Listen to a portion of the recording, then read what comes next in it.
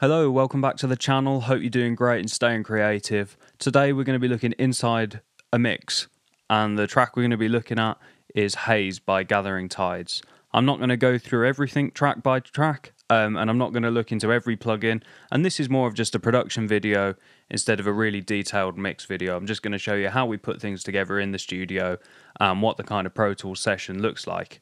So here we go, let's get into it. So as you can see, I'm here working in Pro Tools. So we tracked everything in the studio in one day in Pro Tools.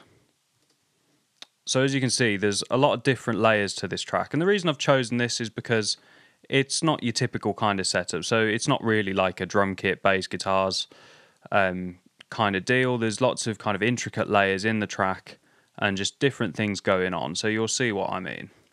So the track, let's just have a listen. So I'll go kind of halfway through and I'll play you what it ended up sounding like. So here we go.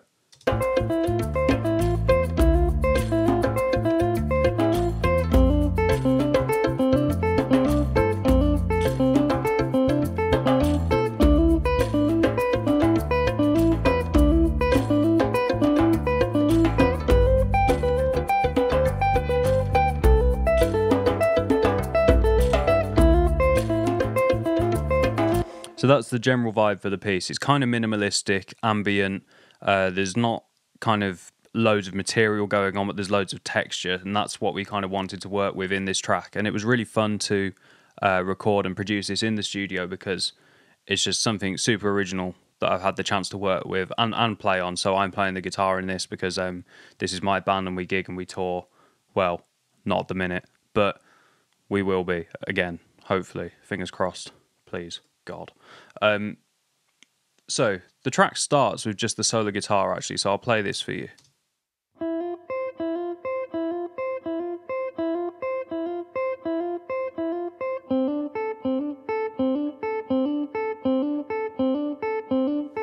And as you can see, there's two mics on this, so this is one track, it's not double tracked. And we've got just a ribbon mic, which was a Rode NTR, and an SM57, which is dynamic. So one's a little bit brighter and one's a bit warmer. And in the mix window, you can see here, we kind of blended them together. So I had a little bit more of the ribbon and a little bit less of the dynamic, just to give me a warm kind of sound. And in the session, these are being sent here to this. So this is the main kind of bus. And on there, as you can see, I've got my plugin. So just a little bit taking off the top end for some warmth, some compression, and then just using a high pass filter on here. So that's all that the guitar's doing really, and I'll just skip along a bit. You can see there's kind of some changes in dynamic level. Solo that out. But that is mainly the whole guitar track. And later on in the track, we do get kind of variations going on, which come in on the same bus, so using the same processing.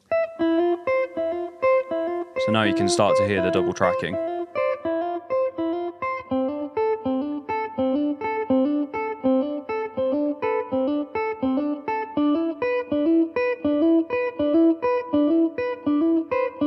And what's really fun about this is that a lot of the composition was done inside of Pro Tools as well, using the technology. So as you can see, I've got on this main guitar channel here, I've got a delay send. And that delay send is changing constantly throughout. So if I skipped around here, and you'll see that here, if I just solo this delay, so these two correlate. Sorry, not those two. You get the idea. This one and this one. And there was another variation which I'll add in.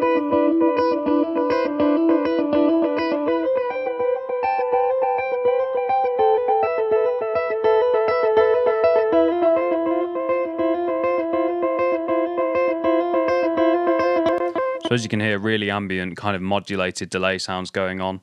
And if you're wondering what that delay sound is, it's Echo Boy by Sound Toys. Really recommend you have a look into their plugins, they're so good. So not a lot of feedback, kind of keeping it short, but a consistent kind of delay pattern. So let's play a little bit more of the track, let's see what happens. Let's go from here.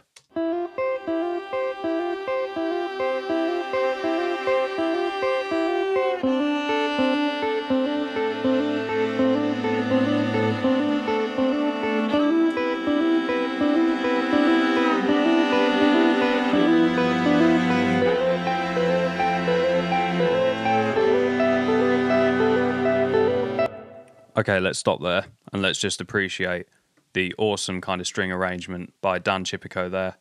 If you don't know his work, go and check him out. And if you need string arranging, then man, he is your boy. So the strings come in, and what we've got going on is we've got, what did we have? We had an ORTF pair. So pencil condensers like this. So we had those in front of the string trio, and we've got violin, cello, and viola. And then on each instrument, we also had a spot mic. So for the violin, I think it was a ribbon. For the cello, a large diaphragm condenser. And then for the viola, I think we went with a small diaphragm condenser. So quite a range of tones and sounds. Let me just solo these out for you so you can have a listen.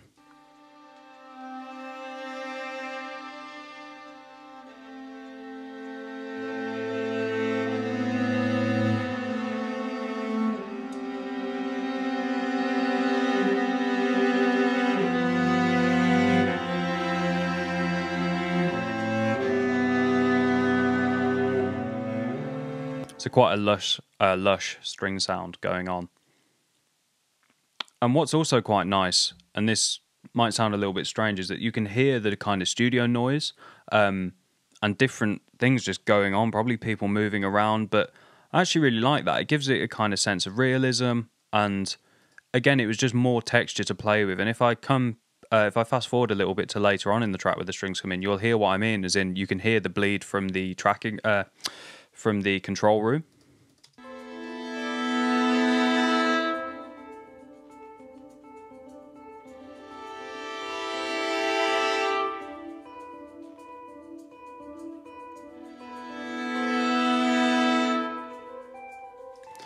So that guitar sound you can hear, that's probably just one of the bus sends tricking you into thinking it's bleed. That's actually not bleed, but the shaker sound that you can hear is bleed, and that's coming through their headphones to keep them in time. Again, I just quite like it. I've got no issues with bleed in this track, really. It was meant to be a kind of natural sounding piece of music. So let's just carry on. Let's have it. Oh, I'll just show you the processing quickly on the strings. So as you can see, all my strings, bar a few kind of time adjustments and, you know, EQ things going on, they basically all get sent to this, this track here with an EQ, as you can see, taking out a lot of rumble and low end, some compression, and then multiband compression. And you can see what that's doing. It's just warming up the upper mids, the top end, and keeping it quite warm in the low end as well.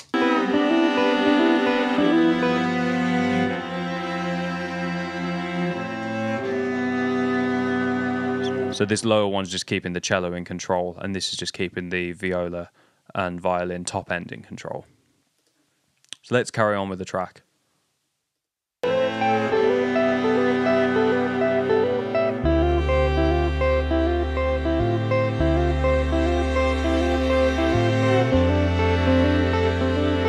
So at this point you really hear the lead fiddle start to come in, which I'll play for you here.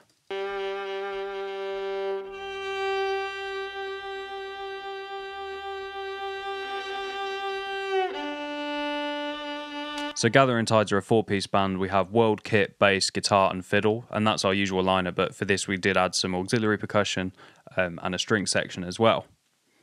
But that is the solo fiddle track on its own, which is Seth playing, and again, all being bussed to the one track, just some low end roll off, some compression, and again with this multiband just smoothing the top end out.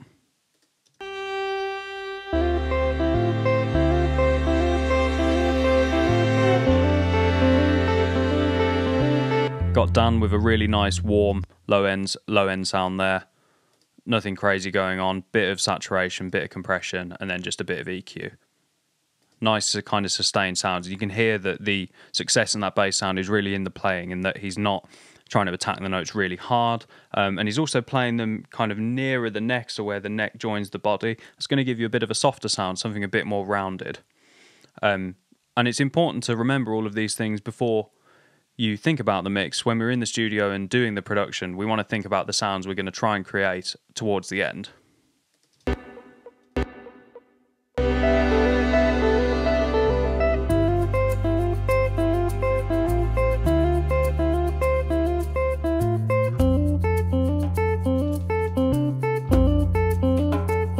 So So let's get into some of this auxiliary percussion. So 2 shakers, we had a low pitch one and a high pitch one. This was Alex's idea. Let's have a listen to those.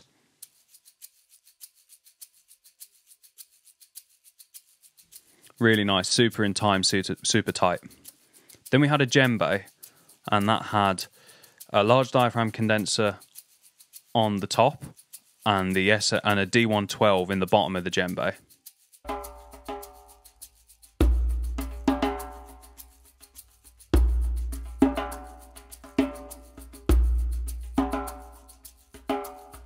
And then we also had this thing which we just called ching or chink. I can't remember what we called it. I'm sure Alex will be able to tell us the name, and if he's watching this, then he'll comment below and let you all know. Won't you, Alex? I'll just put that in for you.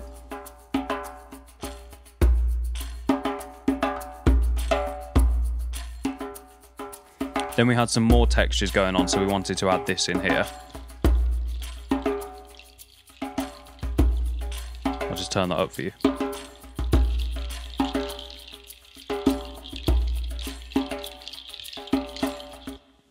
So as you can hear, we're really getting a sense of the texture going on in this track. And then the last addition to the auxiliary percussion was just this cymbal sample.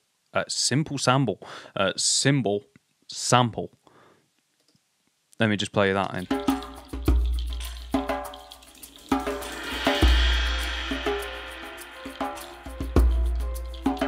Super nice. Let's carry on with the track with everything in.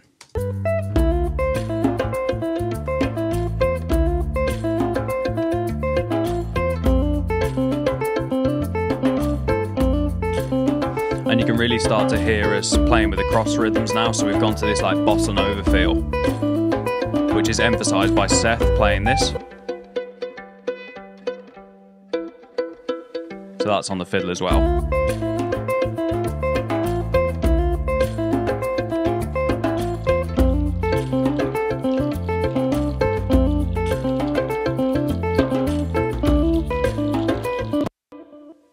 CPU overload, lol.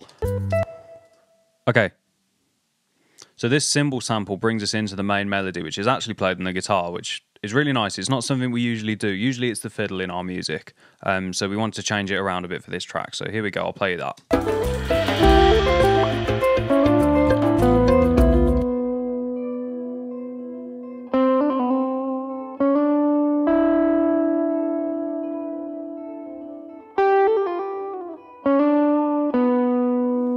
Really warm, but still kind of crunchy and distorted. I wanted to make sure we had the sustain in there. And the guitar we were using was my trusty old Strat. And I also bought these Andy James pickups. So I'll show you that in the camera now. Yeah, these Andy James pickups. Now, I gotta be honest, I don't really know who Andy James is, and I haven't really checked out a lot of his music, but man, you make a good pickup. So it's super, super thick, and that was going to give me a really warm attack to the start of the notes. So again, before we're even mixing and hitting the record button, we're thinking about the tones we want to make. So in the mix for the guitar, rolling off the top end, again, just keeping it warm, but making sure we've got a little boost at 3K just to give it some kind of presence in the mix. Some compression, and then the last thing in the chain is just this THU slate, which is their guitar kind of pedal emulation and amp sim plug-in, basically, just with a Tube 9, which essentially is a Tube Screamer by Ibanez. So let's have a listen to that with the rest of the track in.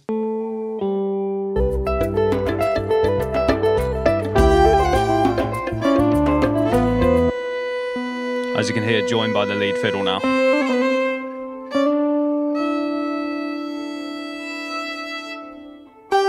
But as this is going on, you've still got the guitar ostinatos.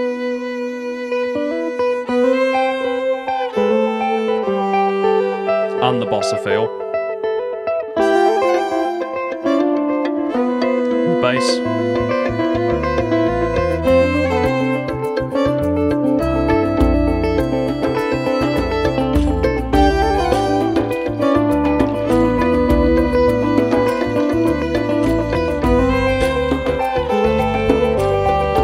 And the cherry on top of the cake is just when the strings come in here.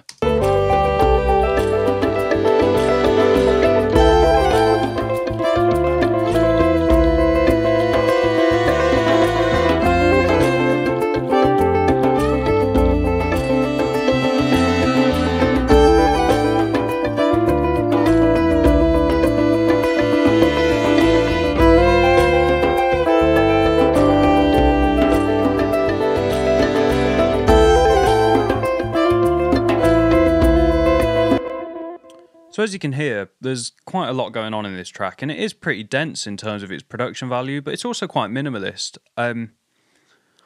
So the reason I'm showing you this Pro Tools session is just maybe give you a little kind of rough idea of how you could structure your kind of recording sessions. So as you can see, we had, and this summarises a lot of our tracks really, but we had this main idea at the start, and then we gradually brought things in, the bass, the percussion, oh bloody hell, the percussion, and the strings. We introduced them at the start, and you might be thinking, well, why did we bring these in straight away if they're just going to be in the end as well, and we've left them all in the middle?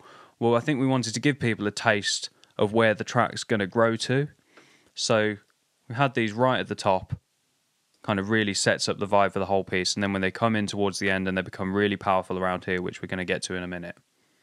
And it's just remembering that you can have all these things going on, all these kind of different layers, but when it comes to the post-production, so now we're talking about the mix, it's just, you know, need to learn to filter things off, take off some top end in places, give things room to breathe. And you notice I'm not taking this and doubling it and panning it and putting delays and on everything. I'm just trying to keep it nice and simple so we can keep it really clean and retain a lot of that clarity, even if the mix is busy. And I think that really comes to play here towards the end. So I'll just play you this last fifth of the track, I guess, or last quarter.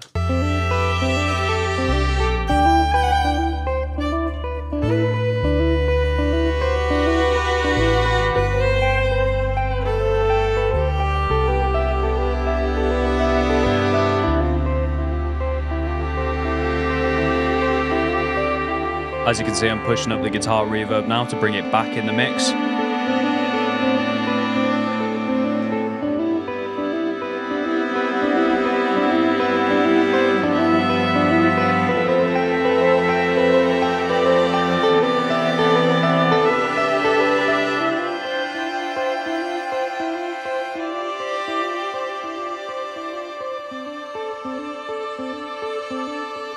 Just letting the music do the work here, nothing fancy in the mix.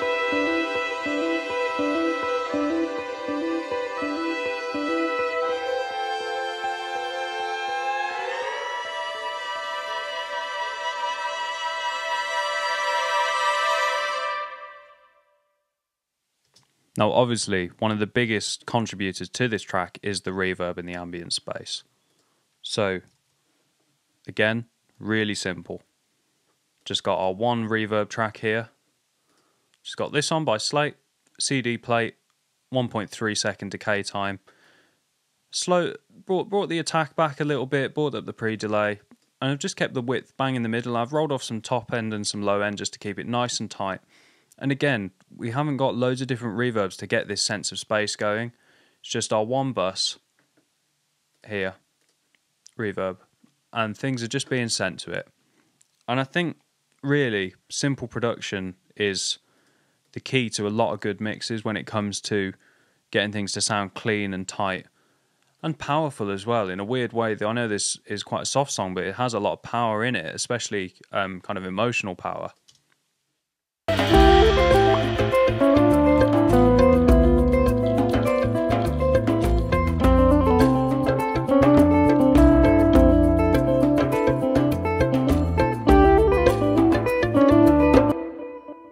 Again, just playing around with the delays here.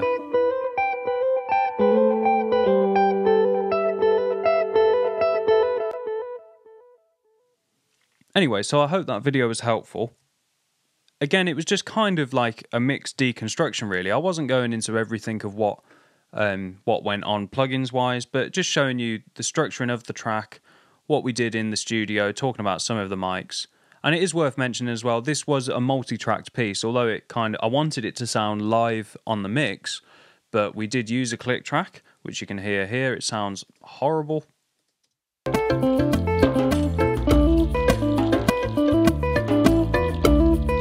You know, it's understanding that we did have that going on in our ears, but we need to learn to block it out and remember that we're trying to get this track to sound as natural as possible. So, thank you for watching. I really hope you enjoyed that.